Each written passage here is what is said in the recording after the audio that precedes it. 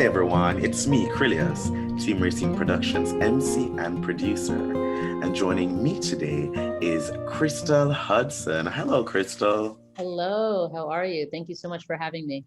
It's a pleasure having you here. It's such a pleasure having you here. Let's begin with a little bit of an introduction about yourself. You know, you're running for New York City Council District 35. Tell me a little bit about that and, give our viewers a little bit about your background. Thank you. Yeah, I'm running for city council in New York, in Brooklyn, covering the neighborhoods of Crown Heights, Prospect Heights, Fort Greene, Clinton Hill, and Bedford-Stuyvesant. I am a first generation American. My mother is from Jamaica and Honduras. My father is from Oh, I'm Jamaica. Jamaican. I'm There you Jamaican. go. I know. And my grandparents immigrated here from Jamaica as well, and landed in Brooklyn and Prospect Heights specifically. So I always say I'm a first generation American, third generation Brooklynite. Um, and I'm also the only child of a single mother who's living with Alzheimer's disease. That's Mm, actually what got me into public service. I've been the primary caregiver for my mother for the past almost 8 years. hmm And it was through that experience that, I felt like I wanted to get into government, and help make the systems that I found to be so challenging to navigate easier for other people. mm. Um, I spent, over 10 years working in sports marketing in a completely unrelated field.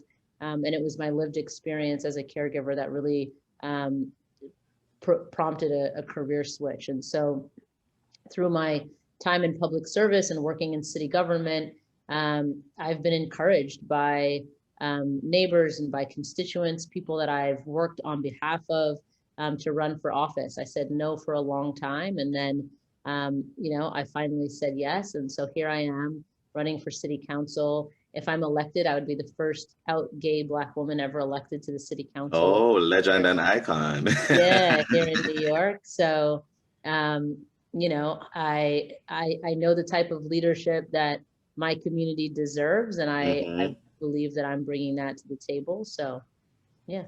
Amazing, amazing. Well, tell me, for the viewers who may not know, what does what's the demographics of the community look like? District 35. What does that community look like? The constituents look like? Yeah. Who are they?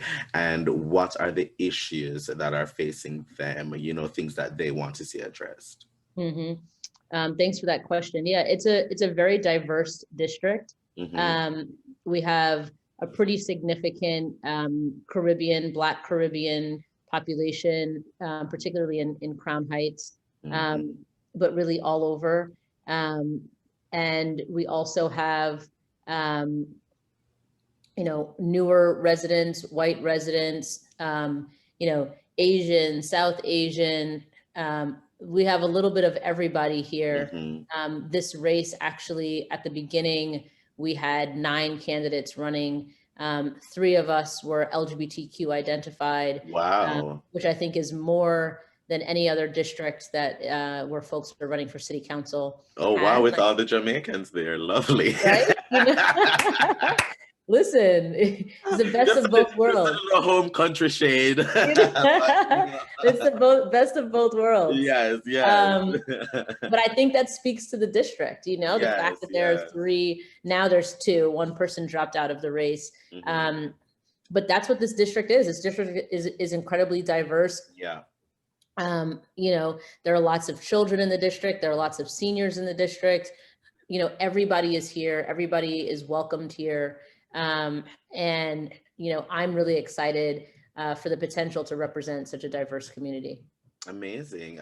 Tell me what are the biggest things that if elected that you would want to work on immediately after getting into office?